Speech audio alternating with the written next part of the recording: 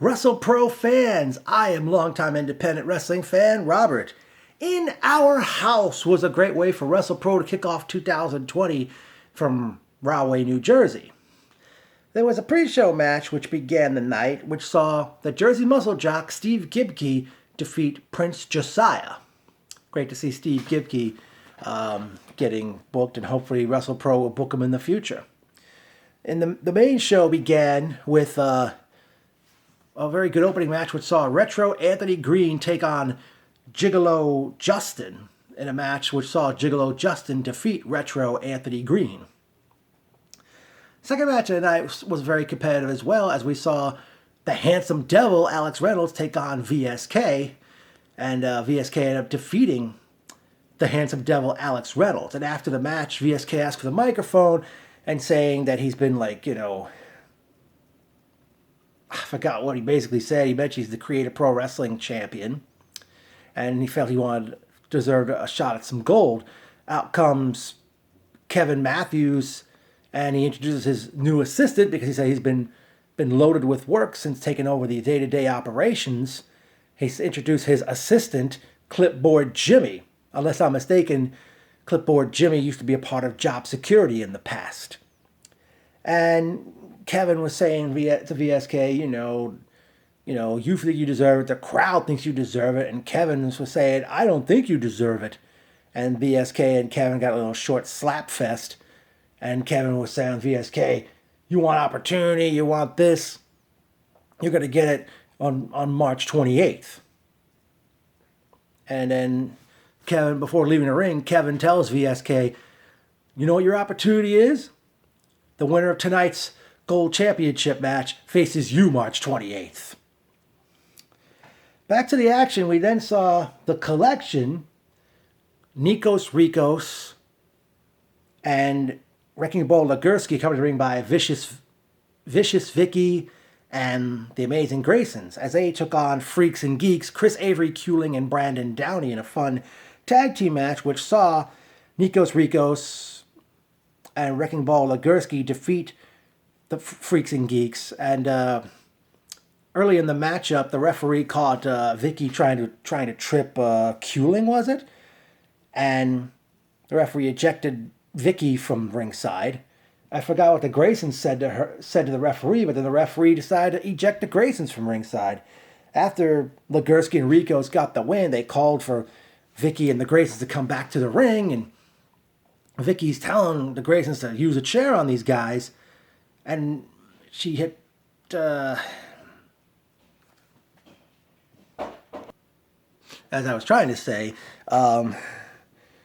Vicious Vicky wanted the Graysons to use a chair on them, and she ended up using the chair, hit Kuling in the gut with the chair, and I think she wanted them to use the chair on Downey, and she slapped one of the Graysons in the face, and they double super kicked her. Then they went after Ricos and Legursky, and basically they've broken away. The Graysons have broken away from the Collection or Collective. I'm not sure what they call that group of Ricos, Legursky, and Vicky. So that was kind of a shocker right there. Next, we see women's action as we see the Alien, Chris Statlander. She defeated Ivelisse Velez in a very good matchup. Statlander used an interesting backslide with a bridge combination, which I saw Jack Evans use long ago in Ring of Honor.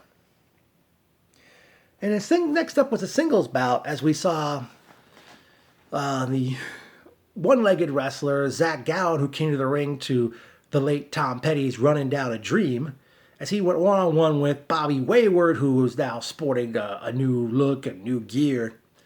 And Bobby Wayward defeated Zach Gowen in a one-on-one matchup. Up next,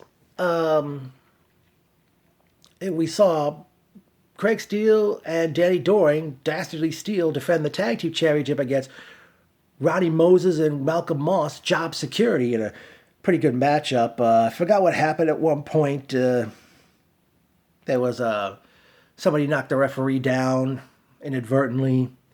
I believe it was Steele who brought a door into play and set it up in the corner. Eventually, Moss speared, or should I say, he gored Steel through the door. Gored through the door. I won't say that 3 times fast. And put Moses on top, and Job Security defeated Dastardly Steel to become the new WrestlePro Tag Team Champions. Very good matchup there. Pardon me. Then they went to intermission. And after intermission ended, we resumed with a 3-on-1 handicap match as we saw Vargas with J Enterprise defeat Adam Bizarre and 2 guys whose names I did not get. I apologize. And one of those guys whose name I didn't get, looked like he raided the Barbarians' gear circa 1990. For those who don't remember, the Barbarian, one half of the Powers of Pain, he looked like he seemed to dress like an actual Barbarian when he wrestled from 1990 to 92. Vargas got the win, as I mentioned earlier, in rather quick fashion. Next up, in a tag team matchup, we see Colt Boom Boom Cabana and CPA do battle with Buster Jackson and WWE Hall of Famer, the Boogie Woogie Man, Jimmy Valiant. I was a big fan of him back in the 1980s when he worked for Jim Crockett Promotions, teaming with Raging Bull Manny Fernandez, and he feuded with the late Paul Jones and his army. And I don't know if Jimmy was the one who coined the phrase bald-headed geek when he said about not only Jones but the late Shaska Watley, that that he would have like hair versus hair matches with those guys. I know Valiant beat Watley in one of them, and then he lost one to Paul Jones, and then later that year Valiant beat Jones at, I think it was Starrcade 86. And I think after Watley got his head shaved, the fans chanted bald-headed geek at him. But in this particular matchup, I was also thrilled that Jimmy came out to the Manhattan Transfers, the boy from New York City. I'm surprised he kept his leather jacket on throughout this whole matchup. Valiant and Buster got the win over Colt and CPA when Valiant used a sleeper hold on CPA. After the matchup, Cabana was using chest compressions, and as he was about to do mouth-to-mouth, CPA woke up, and CPA eventually hits Cabana with some kind of move and left the ring on his own without Cabana, left him laying. Next up, we see LSG defend the Silver Championship against the Messiah of Old School, Sean Donovan, in a very good matchup which saw the Messiah of Old School, Sean Donovan, defeat LSG to become the new WrestlePro Silver Champion. Then it was main event time as we saw a 3-way matchup for the Gold Championship, as we saw the 5-tool player Anthony Bowens defeat the Bad Apple Matt McIntosh and the Iceberg Dion Roosman. Very good matchup here, and Roosman certainly has a future in WrestlePro and maybe other companies as well.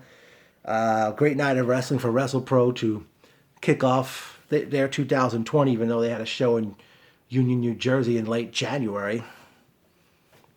But it was personal notes time. It was great seeing Omar, Tim of the Control Center, Rob Feinstein.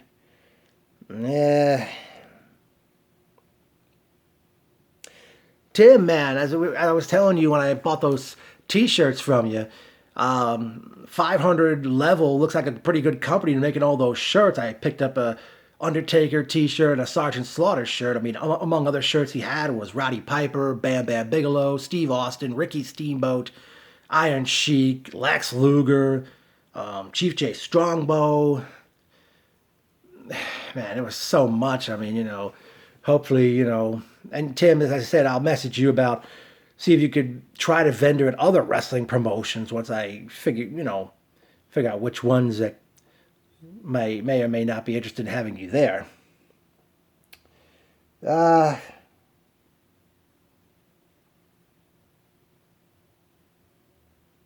Pretty good crowd came for this show too, by the way. But WrestlePro returns on Saturday, March 28th in Rahway, New Jersey, as they present Whatever. Already announced for this one, Anthony Bowens, the 5-tool player, defending his gold championship against VSK. In a return bout, the newly crowned silver champion, the Messiah of Old School, Sean Donovan, defends against LSG. The Bad Apple, Matt McIntosh, takes on AEW superstar freshly squeezed Orange Cassidy. I'm sure the newly crowned tag team champions, Job Security, will be there. I would like to know, WrestlePro, are you planning to come back to St. Patrick's in Bay Ridge, Brooklyn one day? I hope you come back. I hope you come back there someday. I do like seeing WrestlePro there, and I was there back in October for the first ever Dream 6. Even though it was only night 2, I was there for night 2 of the first ever Dream 16 tournament. But I'll say Kevin Matthews, WrestlePro, definitely had a home run with this one, and I won't be there March 28th, but can't wait to come back to WrestlePro in the future.